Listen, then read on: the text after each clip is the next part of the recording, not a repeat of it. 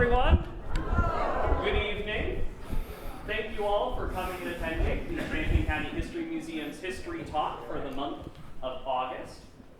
We are very thankful that Dan Sherman and the United Methodist Church of Mount Vernon were able to host us today. We hope that this allows you the opportunity to get a bit more immersed in the history that we're going to be talking about, as the church and its congregation is celebrating its 150th anniversary this year. They go all the way back to 1844, and this church has been here the entire time. And so we are very happy that we were able to have it here. Dan worked with my predecessor, Tommy Munson, who is a former member of the congregation here, to have a blog post written on the museum's website, which is still available. If you follow our museum's social media pages, you'll get the chance to read it again tomorrow, and it goes back and gets reposted. But at the very least, this is going to be a whole heck of a lot of a better opportunity than just reading it online. At the end of the presentation, there is an opportunity for everyone to get to tour around the church, as well as to have some refreshments and cookies downstairs in the basement. And so, at the very least, without further ado, I'll let Dan take it away. All right. Thank you, Will, and thank you for everyone coming out tonight. We're excited that we're celebrating 150 years of the church building standing on this spot. The congregation goes back farther than that, and I'm going to try to take you through some of those early years and bring you up to date. I've got about 55 minutes of talking here, so we can have time for a little bit of question and answer at the end. If you need to excuse yourself to use the restroom, get up and get a drink or something, that doesn't bother me at all. I'll just keep going. So without any further ado, I'll jump right into it. Thanks for coming out tonight. So we're going to go back to the year of 1837 and a chance meeting between a man by the name of John Philippi, who ended up being called John Philippi Sr., and another man named Henry Sidorus. Now, if you're familiar with the history of Champaign County, Henry Sidorus is commonly acknowledged as one of the earliest settlers. Had a town named after him down where they settled. So John Philippi was moving his family from Ohio, headed west and looking for some farm ground, a specific type of farm ground. And they were coming across from Ohio. They crossed the Wabash River at Terre Haute. They were working their way up the Fort Clark Trail. Anybody know where Fort Clark is? Peoria. Good. Maybe I can get my prize person to come and get you a prize in a minute. So Fort Clark was renamed to Peoria later. So what we know of as US 150 today actually is the Fort Clark Trail long ago. So they thought maybe John Philippi was going as far west as Iowa perhaps, but when he met up with Henry to stay the night, Henry said, well, you don't need to go any farther west. That ground you're looking for is just up to the northeast of Mahomet, and you can follow the river up there. And so they did, and they ended up in what we know now as approximately the corner of 4 different townships. Now, back at that time, here was Mahomet, and I'm sorry my map is not that great. This is hanging on the wall in the Urbana Free Library if you want to see it, or Richard Rayburn has one in his summer kitchen. But here's Mahomet, so if we go up the river a little bit, and right about in here is where the Philippi family decided to settle. And if you look at the names of the townships, I know they're hard to see, but Newcomb Township was like a double-wide township. Later, this got renamed to Condit Township, and Middletown got renamed to Mahomet Township.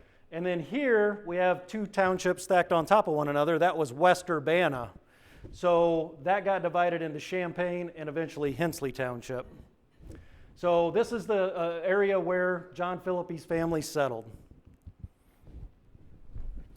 And taking us through the 1830s to the 1840s, John Sr., or Old John, whatever the family called him, he buys 120 acres. There was actually a man named Crozier that was there that beat John to that spot. He had built a log cabin and was doing some trading along the way, but it sounds like, from what I read, he was happy to get out. So he sold 120 acres for $480 to John Philippi, and that's where he got started. So the Philippi family then built a barn, and my understanding is at first the cattle lived in one half and the family lived in the other. So they made do there, and they kept buying ground, bought some from the U.S. government. They built a house in the very southwest corner of what's now Connet Township, and all the while just growing the family and the farm.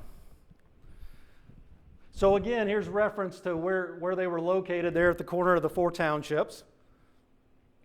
And I'm going to throw some names at you and come back to them later. So John passed away in 1845. He had 6 children from what I can tell. But 2 boys in particular I want to focus on. One was Hezekiah and one was John Jr. So John Jr. was considered a preacher, and he did some of the first preaching in this area, this part of the country.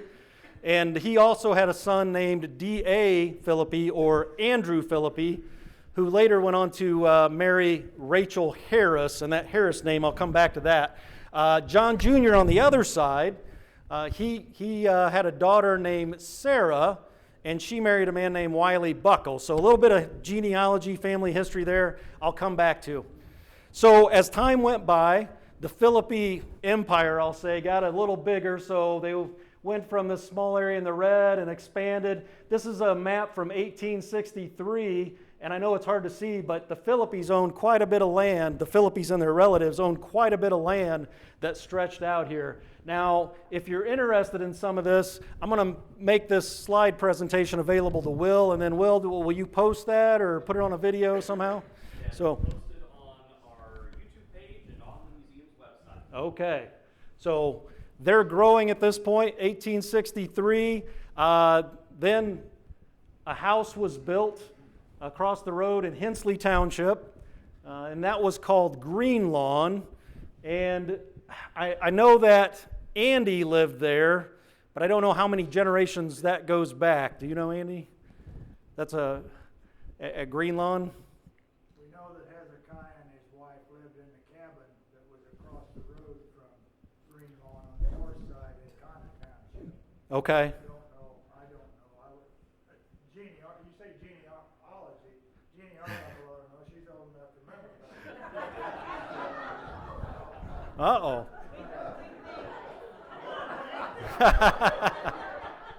But in any regard, they had a pretty nice place for that time, so they were doing pretty well. And they were really bringing the local area upward. They built some nice barns. They had a windmill. They were grinding grain. So they were really making some progress out here on the prairie. Now, Hezekiah, we give him credit for starting our congregation that became Mount Vernon Church. The preaching, we used to think we went back to 1844, but one of our historians did send in some paperwork, and we actually found out through various sources the congregation gets credit for back to 1841. So while the church is celebrating 150 years, the congregation goes back farther than that. And the first services were held at the home of the Philippines, and we had these Methodist circuit riders. So if you ask, why am I a Methodist today? Well, it's because the circuit rider. That's who went around and performed the services. Now, they didn't get to everywhere every week, but maybe at least once a month they came around and visited these places and did some preaching. So our first circuit rider was assigned out of Monticello. His name was John Brittingham. And from my understanding, he covered both sides of the Sangamon River. So he would go up to all the way to Fisher maybe and come back in Shiloh, cover that. And the circuit riders were these young preachers on horseback. And they were instructed to remain single, keep every appointment, and always be on time, even if it meant risking your neck or drowning. And there was a phrase used that was common at the time, I guess. They said, the weather is so bad, there's nothing out but crows and Methodist preachers. So they were really getting around and trying to do their due diligence. And of course, the communion, marriages, baptisms, etc., they were put on hold until the circuit rider could come through, and he was the official preacher to do that. And the early congregations, they met in some various locations between 1841 and 1874. Of course, I mentioned they started in the Philippi homes. Likely they met in some other pioneer homes as well around the area. And then at some point, the one-room schoolhouses started coming in. and a lot of the congregations would start meeting in the schoolhouses. And in fact, our congregation met in a schoolhouse that was 1 mile east of here called Liberty School. And here's a certificate we've got hanging down in the lobby, or the narthex, I call it, kind of a church word. But this gives us credit for going back to 1841 in the congregation officially. So we've got paperwork that says we went back that far in case we need it. And again, in the mid-1850s, progress was being made. The railroad came through. That brought more people. You saw more schools being built. Some of those schools served as places of worship. The house that Gingy lives in right now, Gulick School, that doubled as a school building as well as holding church services. So they're still in that building. And then the Liberty School I mentioned was 1 mile to our east where our congregation was meeting. So in reading, some of the Philippies fractioned off. The one daughter, Catherine, married a man by the name of Pancake, and they went up to Pancake Point, which is now Shiloh, and that's the Shiloh Church. And then some of them went to Gulick School, and then they kind of transferred north, and that became the Fisher Church. And then some of them came this direction, and that became the Mount Vernon Church. So in 1872, Wiley and his wife Sarah Buckles, Sarah was a Philippi, they donated an acre of land where we're sitting today for a church to be built. And they give the description of the township and the section number and all that. But it was right here. So a reminder, Sarah was the granddaughter of old John Philippi, who brought his family from Ohio. The daughter of Johnny and Sarah Philippi. Sarah was a Busey, so you might recognize some of these names as being prominent in Champaign County. So Sarah was a Busey, and she was therefore the niece of Hezekiah Philippi. So that is what I've tracked back. So this acre of land was donated to B.F. Jones and trustees of the Mount Vernon Episcopal Church. So we got some Joneses in the back there too. So do you know, is this?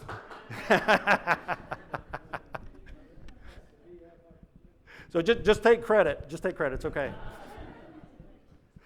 And this is kind of grainy, but we have this in a lockbox in a bank.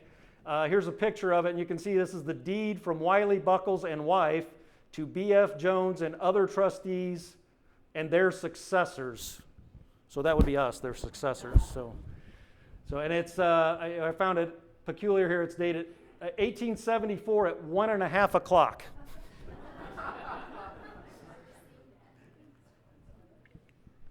So we had a meeting on January 4th, 1874. Trustees were all meeting together, and their names are listed there. And they decided that they were going to go ahead with the building of the church. The contractors were Hubbard, Biddle, and Miller. And they approved the building of the church at a cost of $3,171.41. And I plugged that into the internet, and a rough calculation of that would have been a little over $87,000. But remember, that didn't include plumbing, electric, probably not insulation. So none of that was in there. So they built the church, and it was dedicated August 14th, 1874. So yesterday was the official 150th anniversary of the church, and we were very thankful that we had coverage on the front page of the newspaper yesterday. So that worked out well. Yeah, thank you.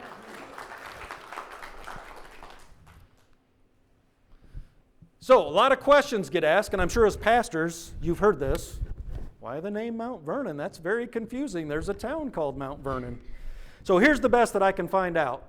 That school that was a mile east that they were meeting in, at some point got moved a mile west, and if you look out this window, you can see that building. Well, when they moved it, they renamed it to Mount Vernon. So when they built the church, they thought, we'll make it match the school, and it's the Mount Vernon Church and the Mount Vernon School. Now, the next question is, well, why did they name it Mount Vernon School? So there's, from the reading I've done, there's been some speculation that some of the early settlers came from the area of Mount Vernon, Ohio, and maybe the Philippines. And so that would make sense geographically, because if they were coming west, they hit Terre Haute, crossed the river, and were kind of coming this way. So that seems to check out. And then you think about Urbana. Anybody know where the town of Urbana is named for? Ohio. And what county is Urbana, Ohio in? All right. So we could give out some more prizes. I want to keep going. So this is a picture a little later, but you can see an aerial view. This is the old Mount Vernon School, and across the road, here's our church. Now, we were fortunate, one of our members last century, Frank Andrew, he had an airplane and a runway, so we got a lot of aerial pictures of our church that probably not a lot of places got. And I think Camilla, maybe you took a ride with Frank in an airplane at one point. I did. It was a white knuckle ride. It was wonderful. And I'm sure you circled the church. We did several times. Nice. And in my research, I actually found some photos from the Mount Vernon School. So if you look close here, there's some Alexanders, there's some Hansons, there's some Kesslers, there's some Joneses. And right here is a young Jim Jones. And sitting in the corner of the congregation back here is a spry Jim Jones. So glad you could make it. Yes. Yes. She was taught there. Mary Arbuckle, Sarah's mother, was the teacher there. And she was a Philippi before she married. Right. Now Most of the names, have you got the names up there? yes. Okay, Dick is gone. Right. Jack is gone. Robert Reed's gone. Jim Nick's gone. Louis is still alive. Okay. How about Don? Don is in California. He's gone? Don Nick's gone? Uh, Alexander, yeah. Yeah, all three of the Alexander boys gone. Well, we're glad to have you here tonight for this. But that was quite a group, and we had a teacher, Mrs. Arbuckle, I'll always refer to her as that. She played ball with us. We played Annie over that school. The girls played and the boys played. Excellent. Thanks for sharing that. And then, Johnny, I think your grandmother taught here as well, right? Thea Collins. So, remind me, her maiden name was? Osterberg. Oh, yeah, she was an Osterberg. So Thea Osterberg taught at this as well. I think the history books show that. You can still go over to the Urbana Free Library and pull what teacher taught at what one-room school. And when they went to 7th or 8th grade, they had to go take a test, and those test scores still exist today. So if you want to check up on some of your relatives and how they did in school, it's still available over there. And it's pretty awesome to think I'm holding a book here that's over 100 years old, and it still exists. Mary Arbuckle's dad, who we call Colonel, The Colonel, yes. and they lived in a big house. Oh, okay. At Green Lawn? Yes. Okay. And during the war, there wasn't much gas. And so we lived where Scott Vineyard is right now. And every morning you'd see Mary going past on her blue girl's bicycle, right, on her way to school. So she rode a bicycle. What would that be? At least 3 miles, right? To go teach at school. Wow. And of course, they were responsible for getting the fire started and making sure everything was clean. I've got another picture of Mount Vernon School. This one's not quite as good, but I like it because you can see the outline of the school, but peeking out, here's the church building over here. I don't know, can you see that from? And I think this is the chimney, and the steeple would be about here, and this would be the front door and the window. So that was pretty neat to see that next to the church. And then if you look really close, for those of you that have good eyes, do you see this pole standing up here? Yeah. And then it makes kind of a triangle shape. The merry-go-round. Who said that? Katie did. Because she's still got a merry-go-round in her front yard. So let me...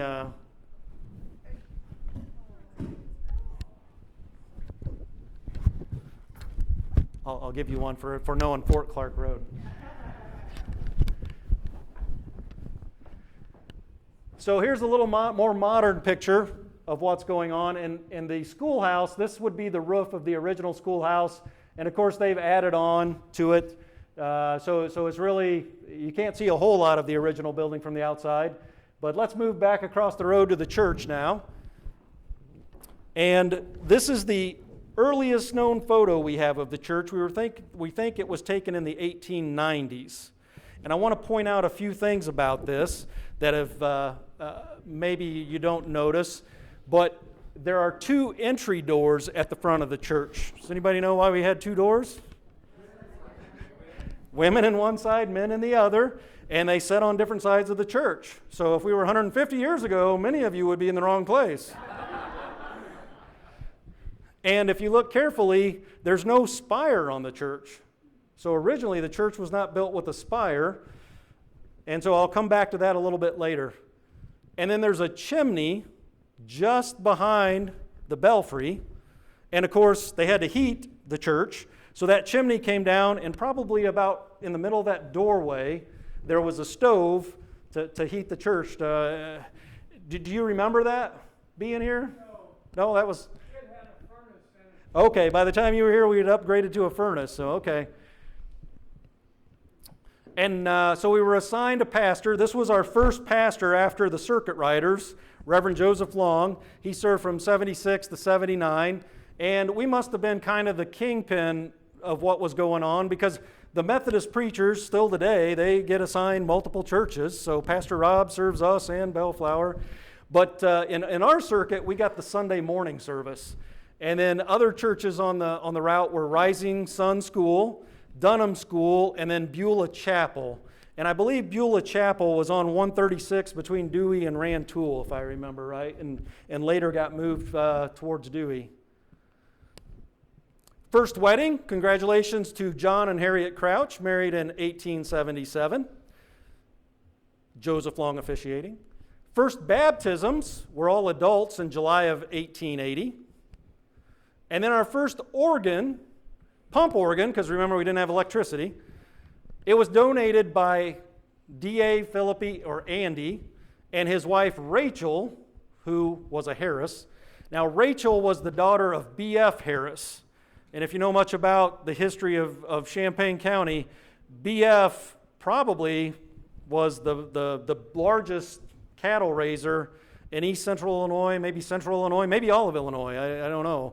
Probably the Funks gave him a run for the money. But he would, imagine this, you've got cattle. There's really not many people west of here by that point. So where's the demand? Where do people want to eat beef? It's all back east.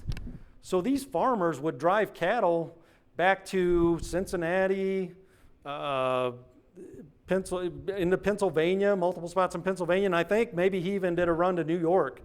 So imagine trying to drive cattle that far. Same thing with hogs, the hog droving they were doing. So it's pretty resourceful. I mean, they had to be gone for long stretches of time to do that.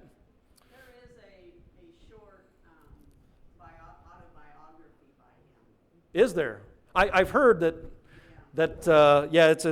It's kind of a book of. Go around and buy calves from all the area farmers and then drive them Yeah. east Okay. and fatten them on the way on grass. Well, and he got hooked up with the Philippi family at some point, so there was some interaction there. So, but it was a rather large operation, not only Champaign but into Piatt County, I understand. He was a friend of Abe Lincoln's.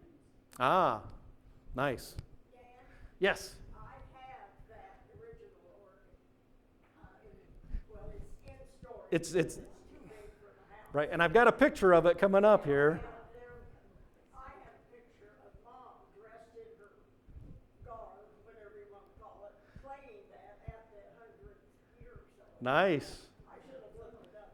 Yeah, well, we'll have to get a copy of that from you. That's a great memory. So that organ was at a cost of $700, which if I look up today, that's about $25,000. So that was a significant donation to the church. And there's a picture of it, as promised. So this came back when we had our centennial 50 years ago. And what they did is they took the north half of the church and they made it old-timey.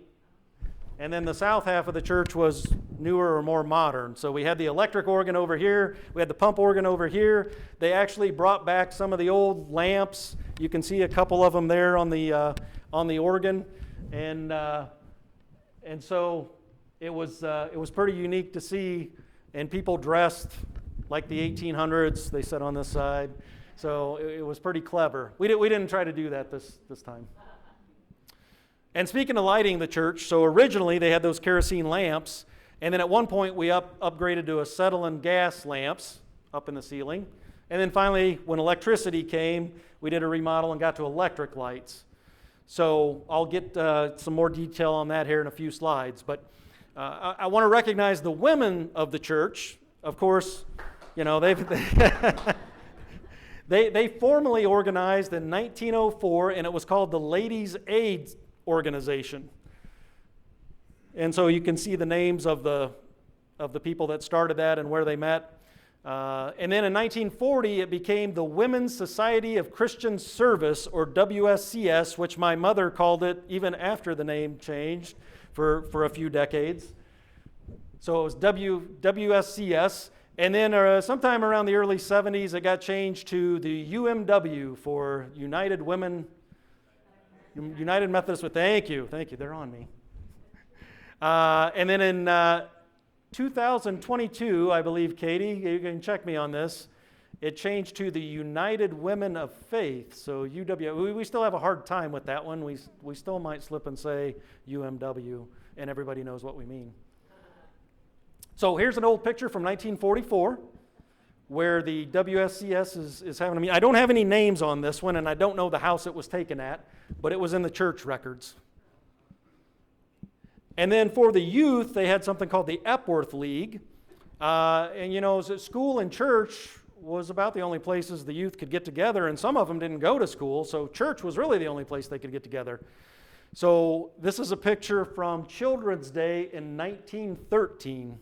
And they make a note in our church history that not only did the landowners' kids get to come to this, but also the hired help's kids. So they wanted to make a point of that.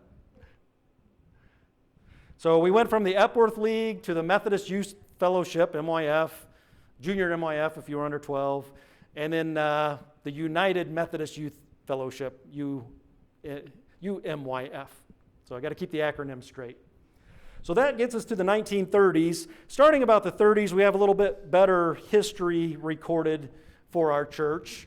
The Ladies' Aid Society, they had an annual ice cream social, but in 1936, they decided it was costing too much to make the ice cream, so they all donated a nickel, and that came out about the same as trying to make the ice cream and have the fundraiser.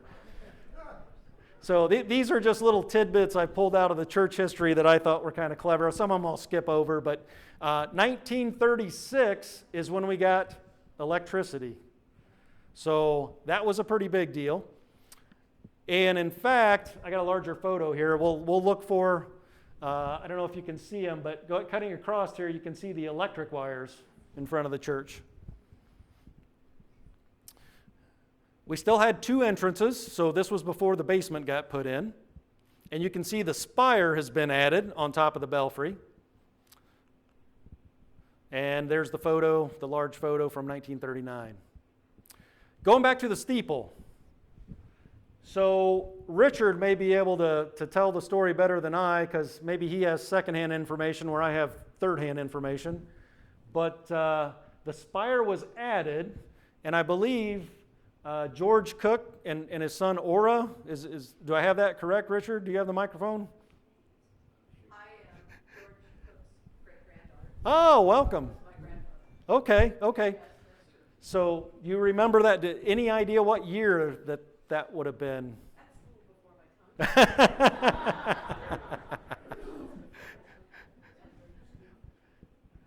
And it's noted that probably the Collins family helped out with that because they worked together. And Richard, I believe you noted that the materials of the spire are really different than what the church building was built with.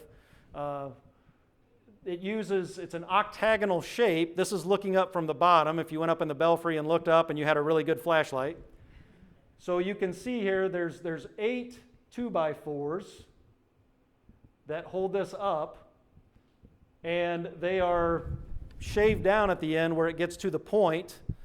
And when we did a remodel here 15 or so years ago, the unique thing about this is it wasn't held on very well. What this had 3 wrought iron nails in each one of those 2x4s. That was it. What's so fortunate because those wrought iron nails stayed tight all those years. If you climb up there now, you'll find that makes some It's held on a lot more secure now than it was. But I was up there when deciding what we were going to do, and the wind was blowing about 40 miles an hour. That's not the place you want to do.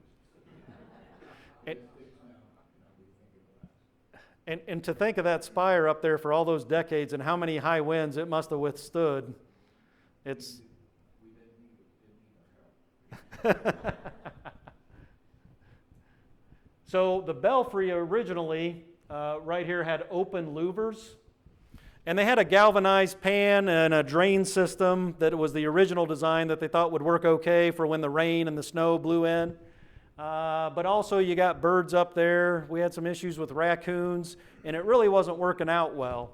So in 1941, they had a board meeting, and they were seriously discussing taking the belfry and the steeple off the church.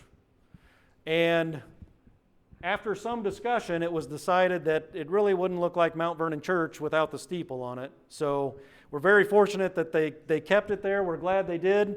It's probably cost us some money over the years to keep maintained, but we're happy to have it.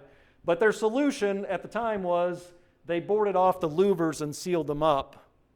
And that made it a little harder to hear the bell. But we're thankful that it's still there.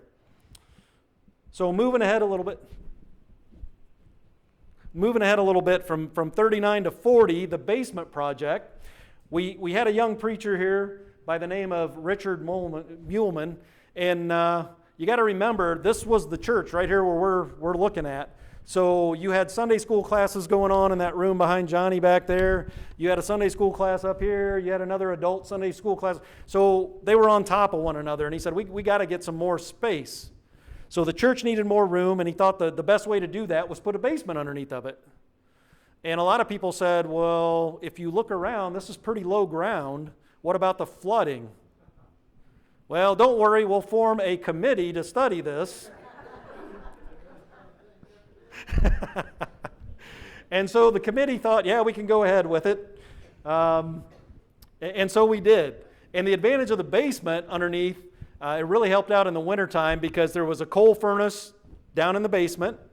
And at that time, since we had electricity and we were redoing things, we put electric lights in. Of course, when we lifted the church up, now the doors on the east side were several feet higher. So this stairway back in this room was added, the stairway you came up tonight. That had to be added to go down to ground level to come in the door. And when they did that, they decided, maybe men and women can come in the same door. It won't be that bad. So there was a north door that was up in the air for many years that just couldn't be used. Hey, Dan, Yes. starting about that time, when they had a lot of single ministers, that room was their living quarters. Yeah, that was another thing about so we had young student pastors. I'm glad you brought that up. They, a lot of them went to school up at Garrett Seminary up in Evanston, Illinois. And they would travel down for the weekend, and some of them would just stay in the back room back here. So having a basement, that was an improvement, and that's where we ended up building the parsonage as well, and I'll get to that here in a little bit. But while we were putting the basement under the church, services were held a mile south at Hensley Town Hall. So there's a picture of Hensley Town Hall that was taken in the 80s, but Does anybody know where Hensley Town Hall is today? It's at Lake of the Woods. All right. Would you mind?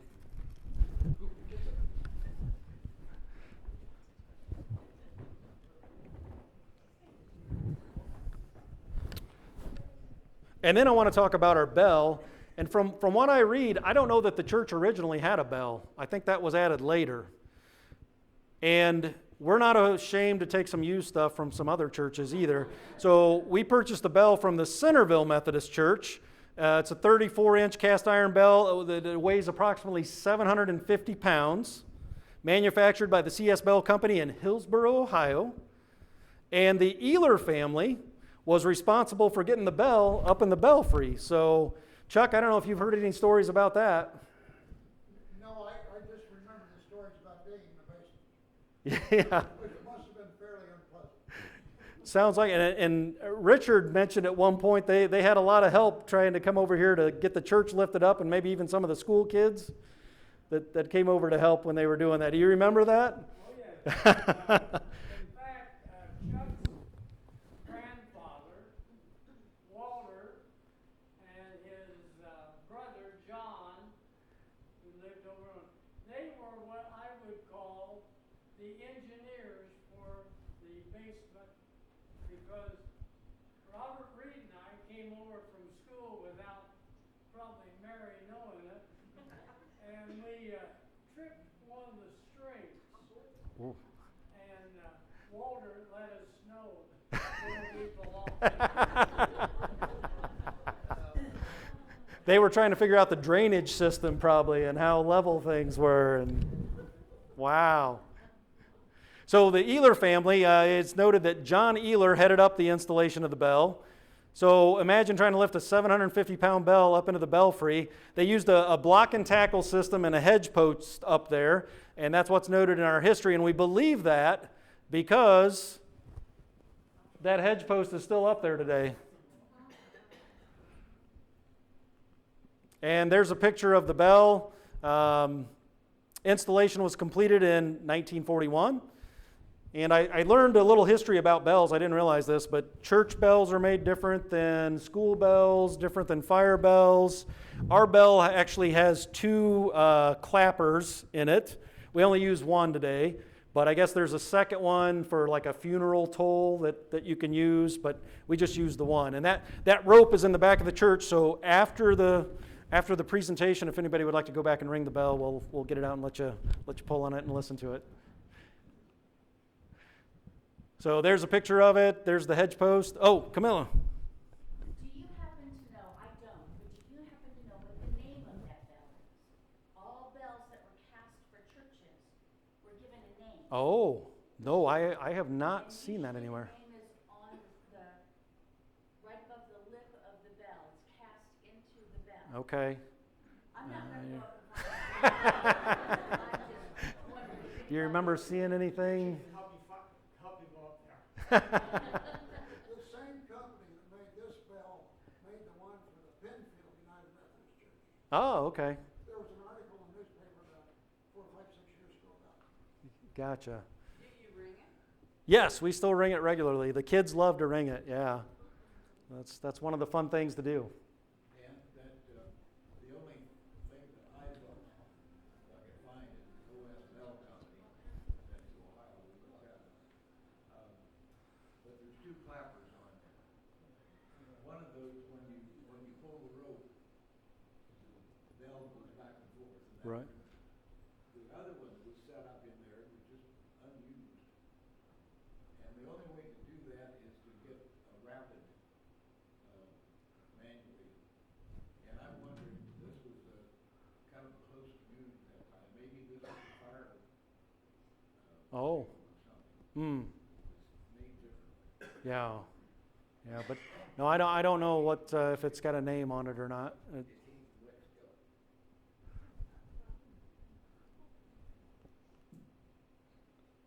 Okay, so we had the bell in the belfry. The church has been raised for the basement. You can see that we've got our north door is way up off the ground. So we're not using that anymore.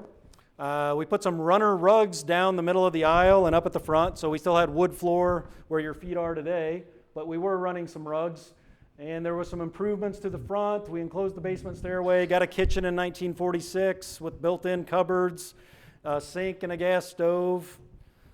Now, when we put the basement in, we had to make a exit way out the back of the church. So this is on the southwest corner of the church. There's a stairway to get out. So we still had two ways to get in and out of the church, even though that one doorway was way up in the air.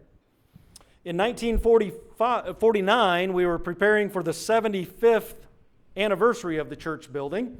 So they redecorated inside and out, put new siding on. There's several notations of putting siding on the church, basically dressing it all up, getting ready for the 75th. That was going to be a big deal. The water well was drilled, so for the first time we had running water, so that was good. And then for our planned celebration, a polio epidemic hit. And so probably, maybe for the first time, the church was not used on Sunday morning for a few Sundays. That went from July 31st to September 25th. And a church paper was sent out with information in it so the parishioners knew what was going on at that time. And the celebration was rescheduled to October, probably cooler then anyway, right? But one of the things, when they were remodeling in 1949, they had a lot of bees that had gotten in around that north door and into the siding and the east wall and the north wall. It's noted that they took hundreds of pounds of honey out of this. So they decided at that point, maybe we should go ahead and cover up that doorway so the bees can't get in anymore. We had the 75th anniversary, 289 in attendance, so a good crowd. And what impresses me is there were 4 people in attendance that were alive during the dedication. 3 could remember it. One was only was born in 1873, so really wasn't old enough to remember it. But that was Harley Johnson, whose son Seeley Johnston brought him, I think from Indiana. He got him. But that was a Seeley Johnston, I believe, ran a sporting goods store in Champaign. And here's what the bulletin looked like from that Sunday. So somebody did some clever artwork there, drawing the church. And then that gets us into the 1950s. And we had a pastor that served both here and at Thomasboro. And in 1954, the Nelson estate left us 40 acres of ground, so we were thankful for that. We got a new oil furnace in the basement, so we replaced the coal furnace.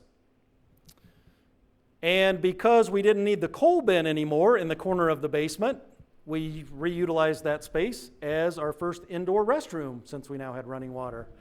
So we now have running water. And here's a picture dated 1955, so I'll point out a couple of things here. We had some electric lights up. Well, in fact, there's still one over here from that time. We had 4 of them up front, and you can see the picture of Jesus is up at the front, so we still have that. We just slid him over to the side a little bit. And this right here, I want to point out, so that was ductwork coming up from the basement furnace, and this was the heat outlet. And that is right here still today. So that got incorporated in the design later when we redid the front of the sanctuary. And these pews, they're a couple of generations old, and you can see the carpet runners and still wood floor underneath there. And then the outside of the church, here we are. So we've got the north door covered up, just the one entrance on the east side. And that gets us to the time of when the parsonage was built. And some of you here may remember this, or more of you maybe remember this than some of the other things. So I mentioned that we had a pastor that served with Thomasboro and us here. Unfortunately, the Thomasboro church had a fire and they burnt down. And the congregation decided that they just weren't going to rebuild. Well, since the pastor was preaching here, a lot of folks from Thomasboro ended up coming to church here. So we still have that connection today with multiple families that come here from Thomasboro. And I wanted to point out, here's just to pay homage to the Thomasboro church. I found a picture of it and put up here. And Bill, did you tell me, was this next to the, did you say next to the grade school or Okay.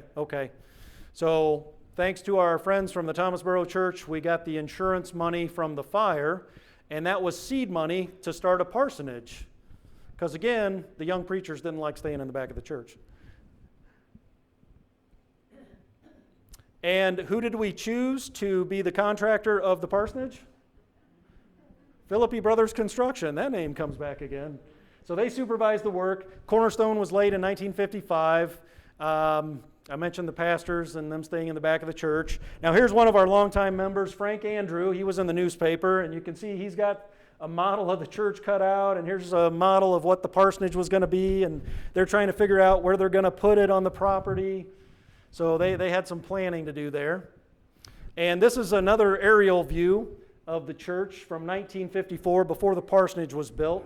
And you can see there's a lot of trees surrounding it, all except from the southwest, which is where the cold wind blows from usually. So it's, they worked that out. And then you might notice this little building right here. Ah, the outhouse. Yeah, we should give another prize. Who said that? So it was decided to put the church the parsonage on the north side of the church. So therefore, we had to cut down some trees, move some dirt, pour a foundation, or pour some footings, build up a foundation, and have a little ceremony to start off with. So this was our pastor at the time, Melvin Funk, and here's some of the elders of the church, and they're gathered around there to blessing the building of the parsonage. And there's a rumor that I've heard that in the cinder blocks of the parsonage, they put a time capsule. So if anybody's watching this video in the future and they're about to tear down the parsonage, check for that time capsule that's supposed to be by the front door. And of course, the kids turned out to watch what was going on. Maybe some of you are in that picture. And of course, we have contractors, but a lot of times we'll contract companies to do a project, but they allow us to bring in help and do some work for the church ourselves, save a little bit of money. And that's continued on through the generations. And then here's the dedication of the parsonage. So we've got our pastor, Melvin Funk. This is the district superintendent. And I don't know if that's Frank Andrew or who that might be. Can't quite make it out. But the Funk family was the first family to actually live in the parsonage. And getting ready for our sesquicentennial, I was able to make contact with the youngest two girls. So Beth, there's Brother John, and Debbie. I found Debbie through the internet, and she connected me with Beth, so I've been in communication with both of them. And Beth said that they moved away from here when she was 6, but she had some stories about the church, and we're going to share a letter from her this weekend. But one of the stories she said is, I remember because that's where we got our first TV, and I think the congregation gave it to us. And I was thinking, she wasn't very old. Does she remember that right? So then later, as I'm going through some of the many, many photos we have, I run into this. And I'm looking at this, and this is the Funk family. I make that out, and I can see here's the railing in the sanctuary there. And I'm like, okay, so they're in the sanctuary, and there's a box. I think I might know what's in that box. So they got their first black and white television. The congregation presented it to them Christmas of 1956. And Beth says that her dad kept that television forever. Everybody else had color TVs. They were still watching this black and white television. So then I thought, Beth probably knows what she's talking about, so I'll believe her other stories. And then going back here, this little girl, this is Debbie. And when we had our centennial, Channel 3 came out and took some video. And I'm going through the video, and I'm trying to figure out who this girl is that's playing the violin. And nobody knows, like, is that a church member that was really young? Well, as I read it deep into the history, it was Debbie Funk. They came back for the centennial, and she played a piece on the violin. So Channel 3 caught her playing the violin. So the mystery was solved of who that was. Now, I talked about the women. I talked about the youth. I haven't talked about the men yet. They did a lot of work around the church, but they didn't formally organize until 1956. Lyle Shields was the first president. They played around with when to have meetings, decided to have a breakfast meeting on the third Sunday of the month, and that tradition still carries through today. For fundraisers, they served a lot of farm sales and became very well known for their pancake and sausage suppers in the basement. So, show of hands, who's ever eaten pancakes and sausages here? So, a good number of you. And yes. How many has cooked sausages and pancakes or butchered? So I found this picture, and I think this is one of the early men's meetings, one of the early men's breakfast meetings. And I think we might have this person in the crowd tonight. I have a story to tell about one of our pancake and sausage dinners. It had snowed. It was always in January. Right, coldest Saturday of the year. Coldest time of the year is right. It had snowed, and Ray Brock called me and he said, "Hey, will you help me plow the parking lot out in front of the church?" I said, "Sure." So I got my 1066 with the blade, met him down here at the corner at the T road, and we came down, cleaned it all out, went back home. He called me in 2 hours and he said, "Say, it's really blowing." I think we better go back and do it again. I said, "Okay." Well, he got almost to the corner and his John Deere 4630 froze up Oh my. because the tanks were in front. Chuck knows about that. So I pulled him back home and he had it in the shed. And I went back home, and he called me about an hour later, and he said, "Let's try it again." So we came back, and we pushed the snow out again. Twice for the pancake breakfast, and it was a good breakfast. And did you have many people show up? We always had I was going to say, by the third time, that might be a hint that we might think about giving up on that Saturday. So, yeah, this is one of the early Methodist men's meeting, and I wanted to note the wooden folding chairs they're setting in. Those were a staple in the basement, and when we upgraded, we were fortunate enough that, I don't know if we bought these or we sold them, how it worked, but we had some in the basement, so my youngest son, Luke, he went down in the basement and brought these up so I could bring some tonight. I tried to get Richard to set in one, but he thought the pews would be a lot more comfortable, so... But those are some of the old wooden chairs from way back in the day. Okay, getting up to 1956, we had to dig the well a little deeper. I guess it went dry. Good news, bad news. Hit a pocket of natural gas, so that kind of slowed down the drilling of the well. But the good news, we were able to use that for supplemental heat for about a year in the church and the parsonage. So, and we eventually got water. And then in the winter of 59-60, we lowered the ceiling. I don't know, what did you say, about 3 feet? Does that sound about right, Dave?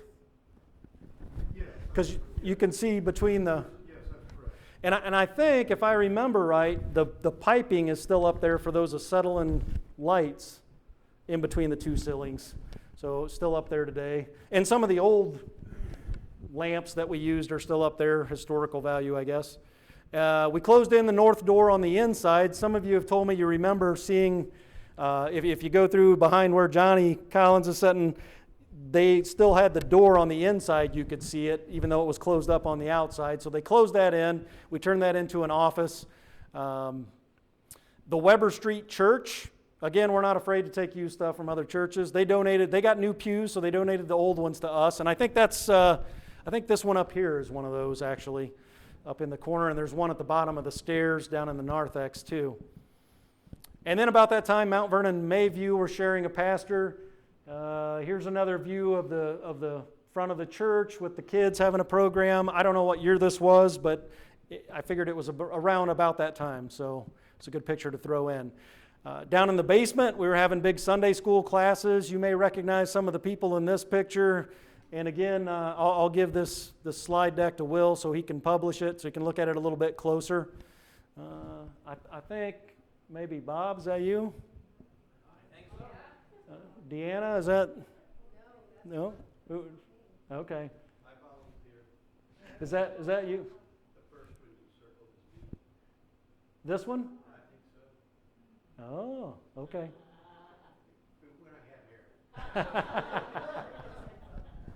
And I think this is one of the bad boys here we figured out.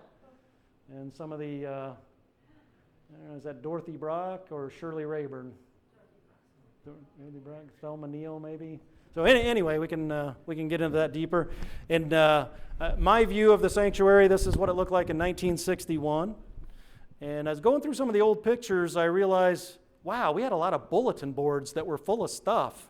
And I guess that's the way you communicated. We really didn't send out a weekly email like we do today. So, and then in the 60s, we'd made some more upgrades. We were preparing for the 90th anniversary.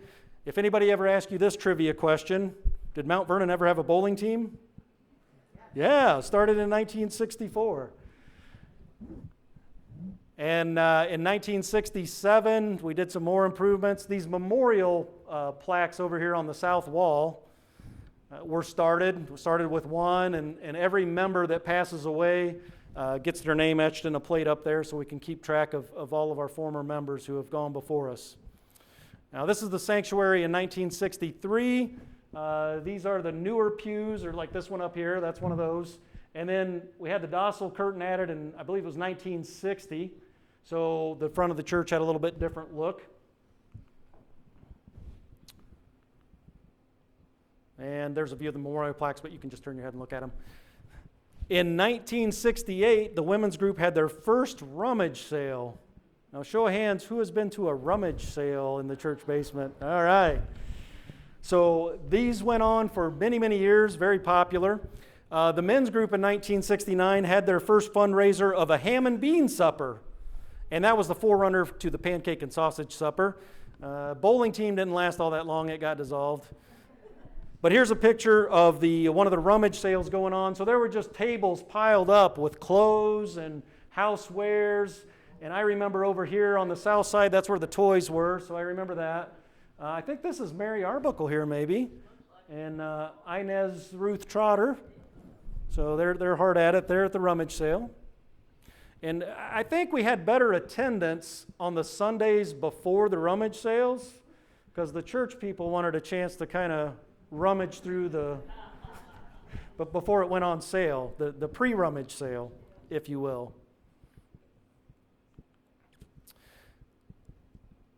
Picture of the outside of the church in 1961. I think maybe the newspaper might have used this one yesterday. But you can see the building standing tall. Now we dabbled in technology, so this is Frank Andrew here. He's putting on a multimedia presentation. He's got the record player and the slide projector. This is down in the basement, so we're up to speed there. And here's the pastor and his spouse standing at the back door here before the stairway, saying goodbye to people as they leave the sanctuary. And then we get to the 1970s. The United Methodist men had their second ham and bean supper. It didn't go so well. One of the members who was serving, and I'll just use his first name, was Joe. And evidently he did not proportion the ham and the beans correctly. So some folks towards the end of the line only had a bean supper that year. So in 1971, they said, well, that's enough of that. Let's go to pancakes and sausage. So that was the very first pancake and sausage sale as a result of the previous year's ham and bean supper. So 71 first year for pancakes and sausage, and that went on for 50 plus years. So,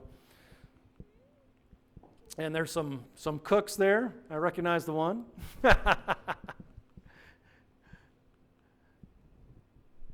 And then the women's group actually in 72 went to having rummage sales twice a year. It was so popular. And 73 we started planning for the centennial. A year out is probably good, maybe a year and a half from our experience. So we did some improvements in the church. And then we had on record of 241 people attending the centennial year. I already mentioned the north half was dressed like old times, south half like new. Channel 3 was here, shot some footage. We actually have that footage, but it's in pretty rough shape, not much usable of it anymore. So here's a picture of the north half with the pump organ, and the old pulpit was brought back in. Even the kerosene lamp was hung on the wall. So We were trying to get pretty authentic. And this is our pastor at the time, a young man by the name of Reverend Mike Eischen. He's standing in front of the pump organ. They did a newspaper article on him. He will be here this weekend, so you get a chance to talk to him if you come back. He and his wife Marcia are coming down from Wisconsin. And just a little bit of recognition for some of the organists that played for many years in the church. Rose Andrew, Mary Arbuckle, Connie Benson, Bernice Jones, Joan Neff, Sharon Weatherby, many of them in that picture there all together. So that's a nice picture to have. And for our centennial year, we've got 3 couples celebrating their 50th anniversary this year. And I'm going to make a note of the middle one there, the Neff, Sherman Neff wedding. Here's a picture of what the front of the church looked like. You can see the red curtain, the white tuxes. You notice the groom has got the white shoes on, so trend for the time. And arguably, some say this is one of the cutest ring bearers that ever was at a wedding in this church. Now, the thing that's most memorable about this wedding, does anybody? It came a torrential rain, and all that committee planning for the basement flooding, yeah, there was too much water. So the basement flooded. Now, if you remember back then, wedding receptions were cake and punch in the basement. That's what we had. So I think the bride ended up getting finished dressed in the stairway to the basement. The bridesmaids ended up in their stocking feet shuttling punch and cake to the stairway to hand up. And so it was quite an ordeal. And one of my favorite pictures is the bride and the groom leaving the church. If you look closely at where his left foot is, so he did the chivalrous thing there and carried his bride across the road ditch so she didn't get wet. The following year, we decided we'd get air conditioning, and our air conditioning unit, I think, came used from a dentist office in Champaign, so we're big into reuse here. And in 1975, we had our first female pastor, so that was big for the Methodist Church. So Reverend Bernadette Jeffers was our first female pastor. And then in 1976, we added a new piano, we celebrated the bicentennial, and Champaign County gave us recognition as a historical site in 1976, and we still have a sign that designates us as site number 15. And I think you did some research on some of these too. So I know our sign's getting a little bit faded, so maybe if you could get us a new one, we'd appreciate that. And Vacation Bible School was really big at that time too in the 70s, so a lot of classes, a lot of teachers. And going all the way back, I think, into the 50s. So a lot of pictures of those to look through if you come back later. And in the 1970s, one of the things that got added is we started having a Halloween party. And so that went into weenie roast with a Halloween party, hay rack ride. Chuck is gracious enough to pull our hay rack every year. So we still have that today, and it's quite popular. One year it got published in where? The Google search, remember the number? We were like, if you Googled what is there to do with the kids on Champaign, we were like the number one thing. And all these people showed up and we're like, where are they coming from? But we made do as best we could.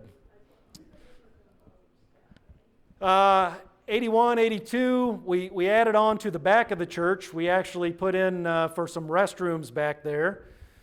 And so the northwest corner, straight behind me here, there's an addition on the church with restrooms, and we put in this emergency exit just in case we need to use it, hopefully not. And ironically, the stairs leading up to that's where the old coal bin was, and that's where the former restroom was. So we took out that restroom and put in 2 new modern restrooms and some extra storage.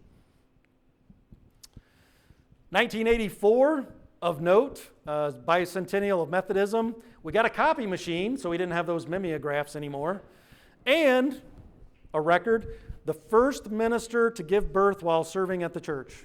So Wendy Guyan, she and Keith will be here from Ohio this weekend. I think they're on their way tomorrow, so you can ask her about that. And probably what you're appreciating really right now is permanent padding on the pews came in 1985. Before that, there were some cushions, and they didn't cover all the churches, so you had to get here early to get a cushion. Yeah, these pews that we have today, I think it was a church in Iowa that we got those from. Yeah. So that was a truckload of pews to bring. It's hard to haul a church pew, let alone several. In 1990, we had a storm come through and it damaged some siding. And at that point, the congregation decided, since the siding was damaged on the front of the church, that probably we ought to do a narthex. And reading through some of the history, sounds like there was a little bit of a debate because we had a new pastor coming in and the front of the church was really torn up. And they were afraid the new pastor was going to think, what have I gotten into here? Is this actually open? And that was Camilla. So you probably have some memories of that. Who? Share some of those tomorrow. Did anybody call you before? Okay. Because there was a transition time. Barbara Sweats had gone on medical leave. Right. And there was 2 weeks before I was supposed to start. This was my first appointment. Ah. And I got a telephone call, and I'll tell you more stories. Okay. So this is what the church looked like just before the narthex was added to the front. Frank Andrew working away there. And then this is kind of as the construction's going along. And that was one last look at the old north door before it got covered over once again. And then that's what it looked like with the finished product. So we were happy with that narthex.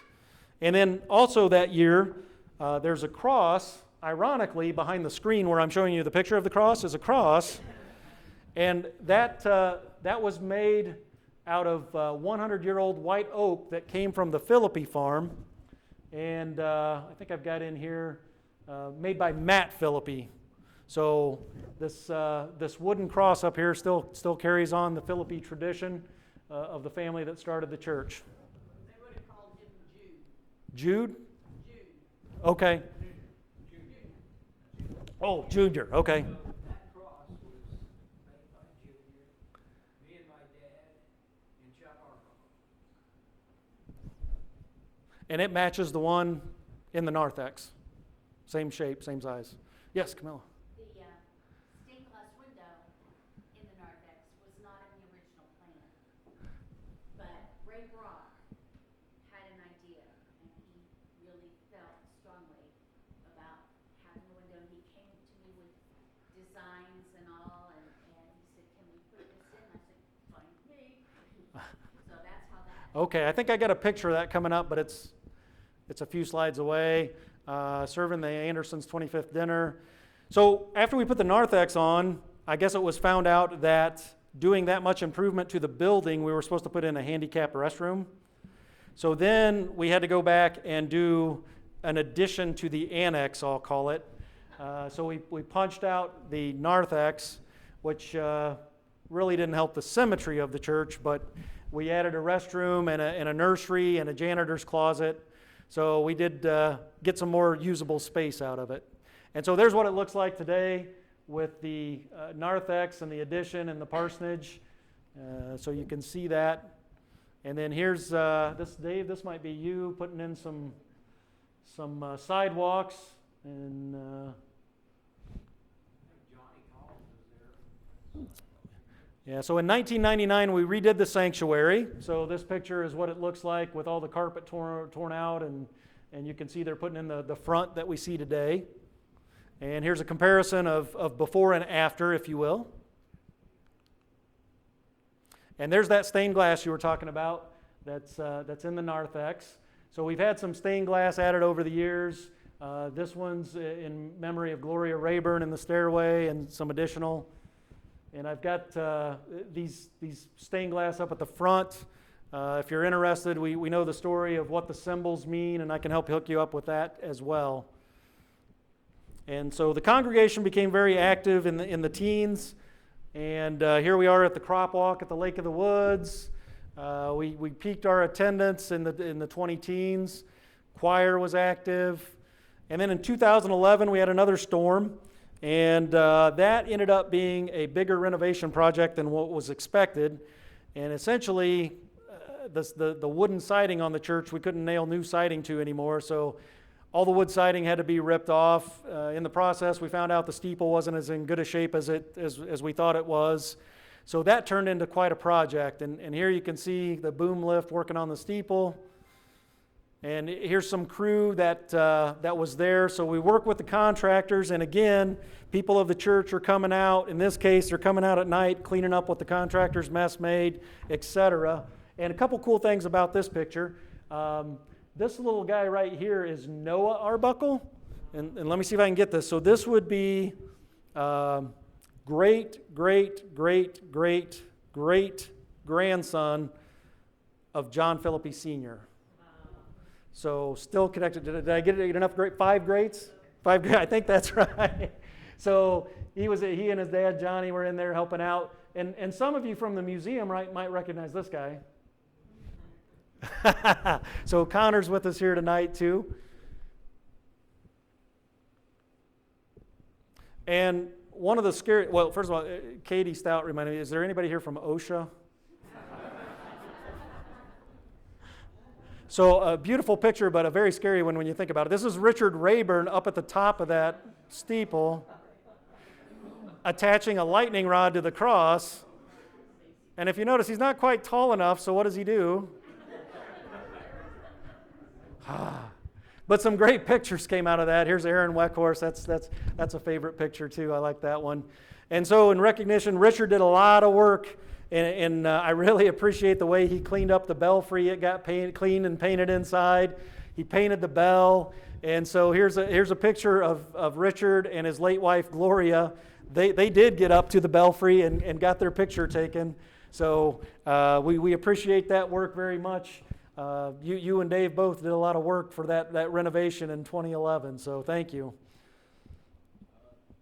That came kind of blindsided us. We thought we were working on some siding.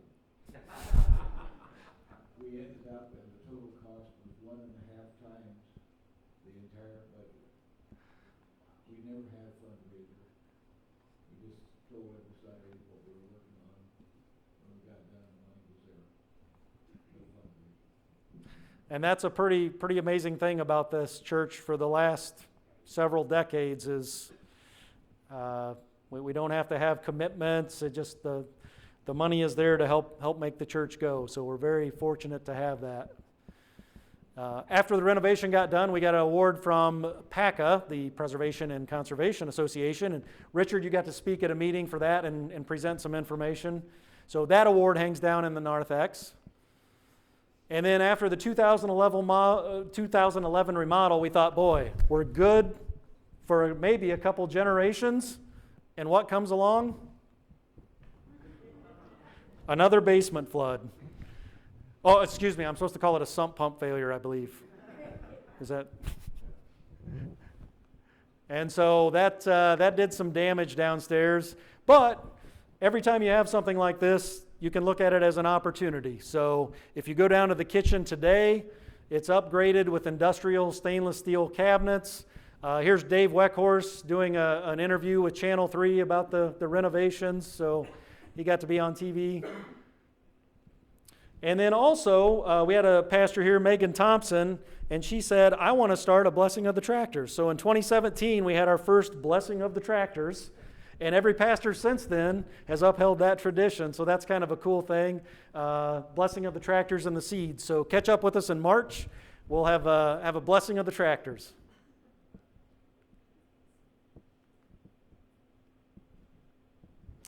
And then COVID came along, and so we had to learn about outdoor worship and Zoom meetings.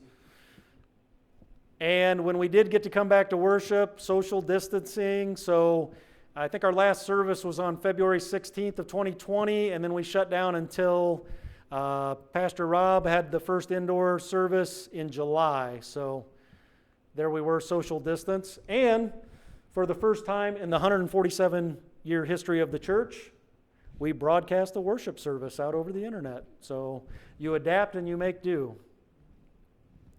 So a lot of things have happened at this old country church over 150 years.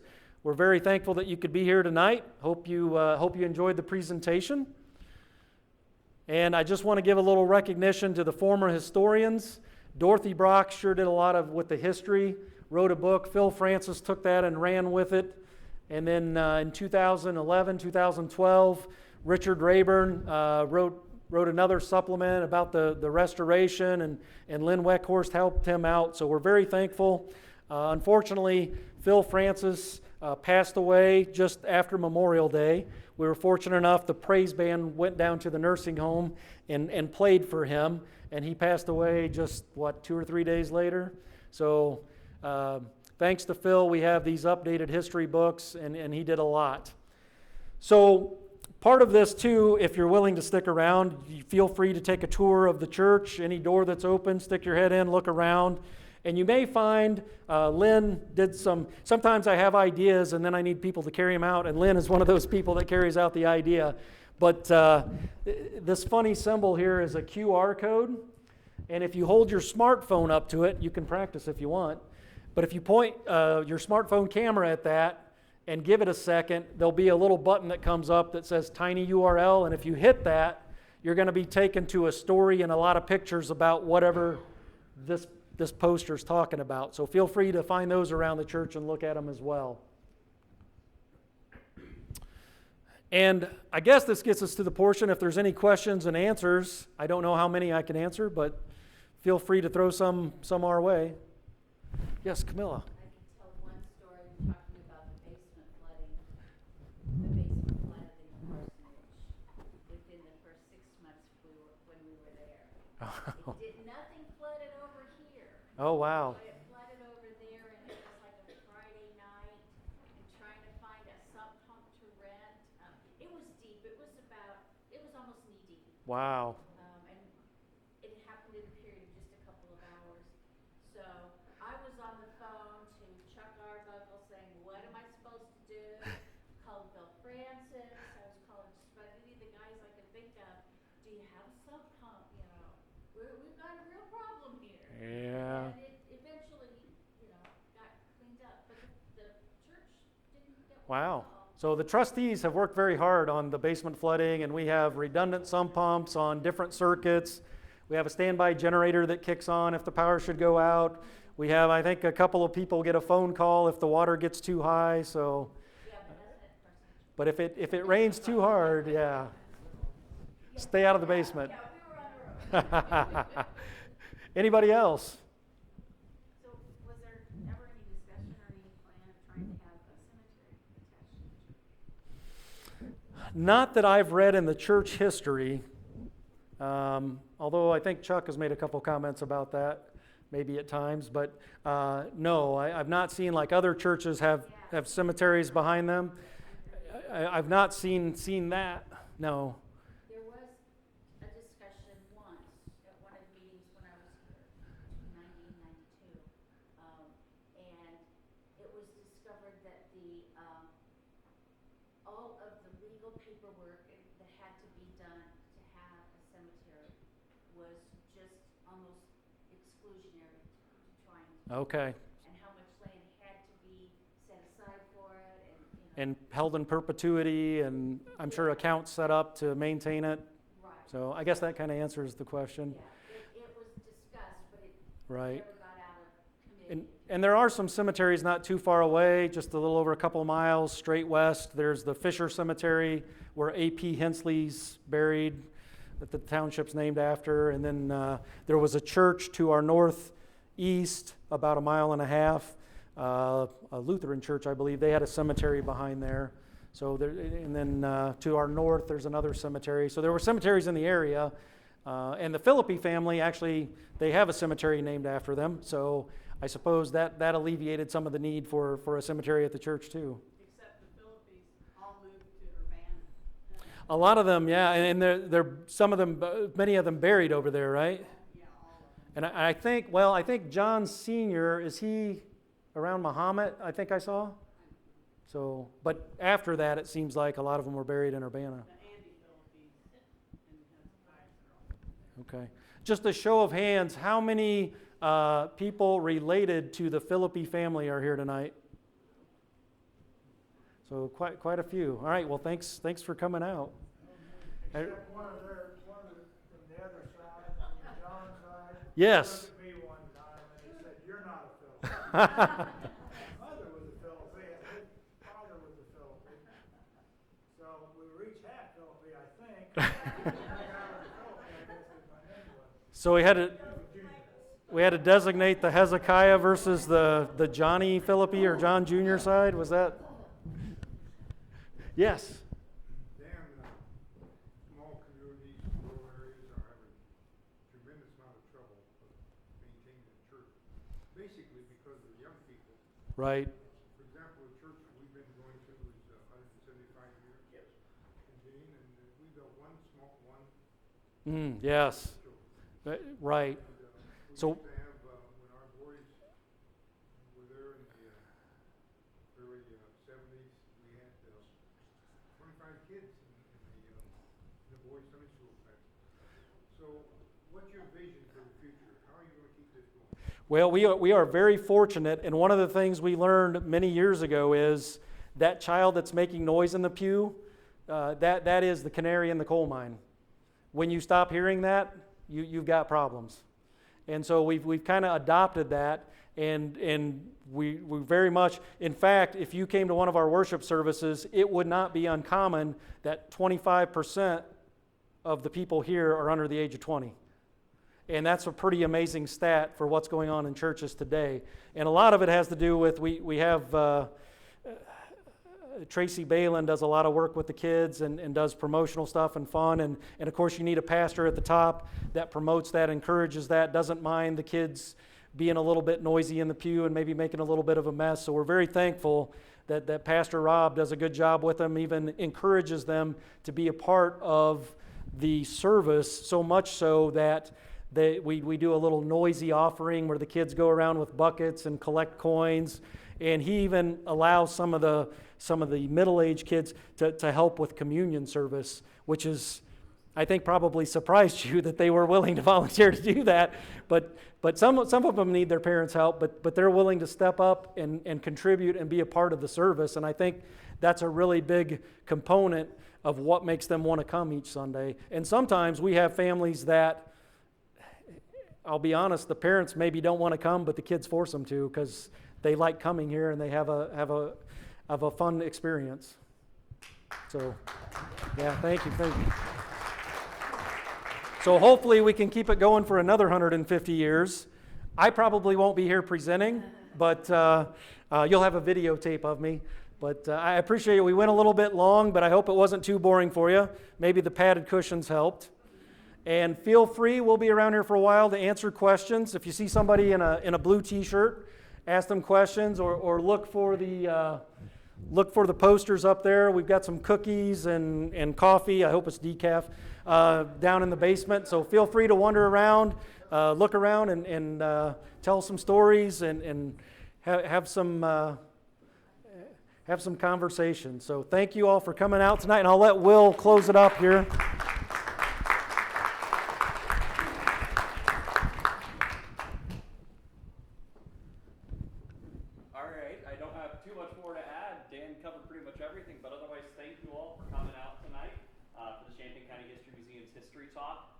Every month, like I said. Our next month is going to be in September. We're having it at the museum for the University of Illinois Welcome Week. Our speaker is a more recent author who's going to be talking about his most recent book on the Kerboysen hoax, which embroiled the University of Illinois and its upper management as well as its vice president. And so that will be at the museum. You can find more information about that on our website. And like Dan said, at the very least, it's a little bit late, so if you need a little bit of a late night snack before you hit the road, make sure you join us downstairs in the basement for some cookies and coffee. And thank you, Will, for allowing us to host this. This is the first time that the History Museum has allowed one of these history talks to be done on location, so we're very thankful that they allowed us to do that.